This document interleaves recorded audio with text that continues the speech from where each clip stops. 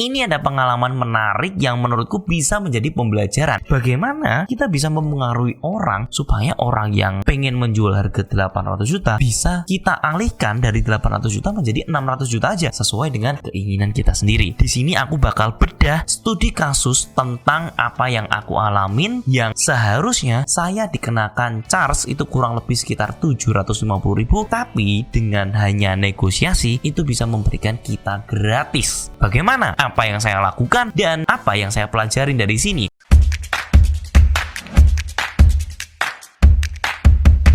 Kejadiannya adalah ketika pada saat saya memutuskan untuk liburan bersama keluarga besar saya. Di sini kurang lebih ada 18 orang yang pergi bersama. Karena kita memang sangat susah untuk kumpul bersama, kita biasanya selalu merayakan kayak pesta. Kita sekeluarga kumpul, memutuskan dalam 3 hari kita kurang lebih spend sampai puluhan juta rupiah. Karena memang hotelnya mahal dan kita punya ekspektasi ketika kita ada di hotel yang bagus itu, ekspektasinya apa? Semua servis oke, semua tempat bagus, apa yang kita dapatkan itu benar-benar enak banget. Tapi pada kenyataannya, apa yang kita dapatkan di sana tidak sesuai dengan yang kita pikirkan. Yang pertama, dari servisnya. Servis makanan ketika semua penghuni hotel membludak, orderannya banyak, dan ketika kita pesan makanan itu bisa menghabiskan waktu sampai 1,5 jam. Which is itu lama banget. Kita sudah komplain kenapa selama ini bahkan yang kita makan aja itu juga mahal. Bener-bener satu soto bisa sampai 80.000, satu nasi goreng bisa sampai 90.000. Itu nggak masalah gitu. Tapi kenapa pelayanannya itu sangat-sangat lama? Sangat disayangkan banget ketika kita bayar mahal. Ekspektasi kita itu semua downgrade. Nah, kita punya suatu kejadian ketika di sana, dimana akhirnya kita pagi hari subuh pada jam 2, jam 3 pagi itu kita harus pergi ke suatu tempat untuk mengikuti sebuah wisatanya. Sebenarnya kita itu meminta early breakfast, di mana pihak hotel harusnya menyediakan kita makanan di jam 2 pagi. Supaya apa? Supaya kita nggak kelaparan ketika ke tempat wisatanya, kita punya cukup energi. Nah, yang terjadi, kita dapat satu kotak yang isinya sandwich tuna, satu doang, itu doang. Nah, karena kita pada saat itu mikirnya kan kita early breakfast supaya ketika pulang waktu sudah siang, kita bisa langsung pulang. Ternyata selesai di jam 10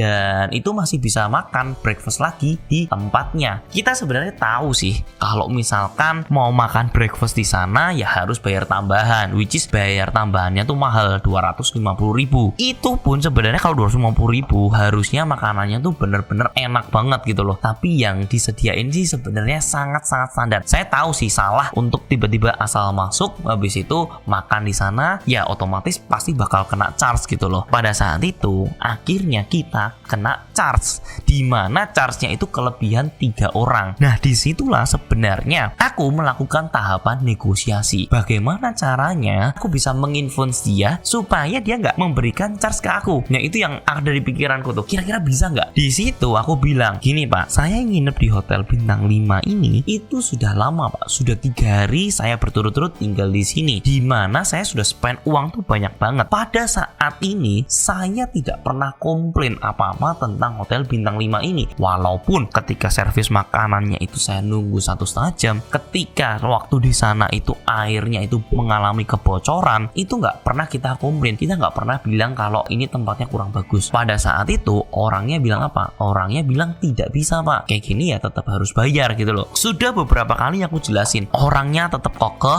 Habis itu aku bilang panggil orang-orang yang benar-benar bisa memberi keputusan. Jadi dalam tahap negosiasi penting banget kalau kamu itu bisa ngobrol sama orang yang bisa memberi keputusan. Pada saat itu dia undang dari manajer orang-orang yang di head kitchennya. Kita ngobrol-ngobrol, dia juga bilang tetap harus bayar. Nah, di situ aku udah kayak kesel sendiri gitu loh. Walaupun sebenarnya bisa dibilang tetap salah sih, maksudnya tetap salah kan karena sudah minta lagi. Tapi pada tahap ini bukan masalah salah nggak benernya. Aku tahu aku salah dan aku itu cuma ingin memenangkan dari egonya doang. Egonya supaya bisa menang dalam tahapan negosiasi ini. Dan ini akan menjadi pembelajaran penting ke teman-teman juga. Nah, yang kedua adalah yaudah aku bilang, yaudah coba saya make sure dulu Pak, apakah bener-bener ini tuh 10 orang atau enggak yang Bapak maksud. Ini digunakan untuk apa? Digunakan untuk merancang strategi baru lagi. Bagaimana kita mengambil sudut pandang yang berbeda supaya dalam tahap negosiasi ini kita bisa menang. Kalau kalian perhatikan di sini yang aku inginkan adalah apa? Yang aku inginkan adalah adalah mengurangi biayanya itu. Pada saat aku ngobrol dengan keluarga, ada satu kunci yang sebenarnya itu menarik. Pada saat kita ngobrol, ciciku bilang kalau misalkan sebenarnya daripada kita membayar makanan breakfastnya, kenapa nggak di-charge aja sandwichnya aja. Di sini kan akhirnya jadi ada perspektif baru. Oh iya ya, yang selama ini saya ributin itu di makanan breakfastnya, kenapa nggak di rotinya aja, sandwichnya aja yang kita bayar. Jadi untuk breakfastnya kita terhitung breakfast itu digratiskan, tapi sandwichnya yang harganya berapa ya kita bayar sandwichnya. Akhirnya kita datang lagi ke sana, kita mengajukan komplain lagi. Tapi di situ kita sudah merancang ada satu hal yang sebenarnya missing, yaitu adalah ketika melakukan early breakfast seharusnya hotel bintang itu memberikan apa? Satu makanan, satu minuman. Nggak boleh cuman ada makanan doang. Itu udah standar di mana-mana. Itu semua wajib. Nah, pada saat kita mendapatkan si roti tuna sandwich itu nggak ada sama sekali minuman di dalamnya. Yang akhirnya itu menjadi poin penting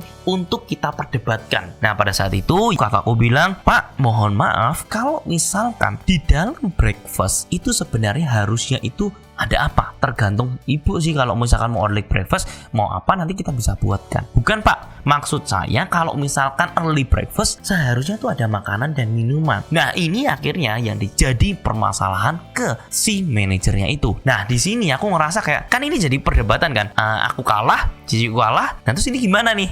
Kita kemauannya, negosiasinya, kita pengen menang apa yang kita rencanakan. Nah kemudian omku bilang cuman satu hal aja, "Pak, jangan bapak yang ngomong, yang bisa beri bener-bener keputusan atasannya bapak lagi mana." Jadi ketika atasannya dipanggil lagi, ini adalah orang-orang yang bener-bener megang satu hotelnya itu. Nah di sini yang ditembak langsung omku tuh bilang, "Gini Pak, sebenarnya standar SOP bapak itu seperti apa? Kalau misalkan hotel bintang 5 seperti bapak, sebenarnya early breakfast ada makanan dan ada minuman atau enggak? Cukup itu aja saya perlu tahu. Kalau misalkan enggak ada, ya udah saya bayar." Nah, ketika ngomong itu, akhirnya menjelaskan juga sama manajer hotelnya. Yang terjadi apa? Yang terjadi ketika mereka sudah ngobrol dan mereka ditembak cuman satu hal itu yang tidak melebar kemana-mana. "Bapak, saya pengen tahu SOP-nya tuh apa? Kalau nggak ada, yaudah saya bayar.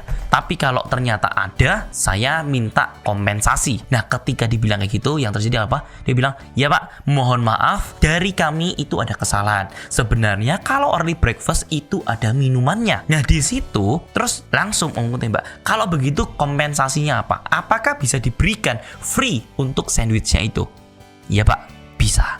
Nah ini menarik ya Bapak Ibu ya. Untuk dalam skala negosiasi sebenarnya apa yang aku lakukan, apa yang ciciku lakukan, apa yang omku lakukan, ini menarik banget. Ketika dalam tahapan negosiasi ini kita menginginkan apa? Kita menginginkan tidak membayar dengan apa? Mencari celah di mana ada kesalahan dia sehingga dia itu bisa minta maaf dan akhirnya memberikan kompensasi. Di sini akan ada match antara dia butuh mempertahankan branding dari seluruh hotelnya itu dan kita mendapatkan yang kita mau, yaitu tidak membayar makanan yang tersebut. Hal ini sebenarnya penting banget dalam negosiasi. Terkadang kita negosiasi ke suatu hal, kita bilang, "Yaudahlah Pak, turunin aja lah. Kan kalau turunin bapak itu bisa kejual cepet gitu loh." Kadang-kadang orang itu juga nggak butuh jual-jual cepet gitu loh. Ngapain saya butuh jual cepet? Orang saya juga nggak butuh dijual cepet. Nah, kecuali kalau kamu bisa negosiasi. Gini loh Pak, kalau misalkan bapak kebutuhannya tuh apa, kita harus tahu dulu. Kalau ternyata kebutuhannya dia supaya anaknya bisa kuliah cepet atau misalkan ngurusin perceraiannya atau ngurusin apa gitu, "Pak, kalau misalkan bapak mau jual sekarang, kita nanti bisa langsung kasih uang ke bapak sekian. Nah mungkin bapak bisa lebih nyaman dalam menyiapkan hal ini. Sama halnya seperti negosiasi di properti. Yang terpenting itu bukan kita nembak terus asal-asalan nego. Itu bukan negosiasi. Itu cuman kecil banget dalam negosiasi.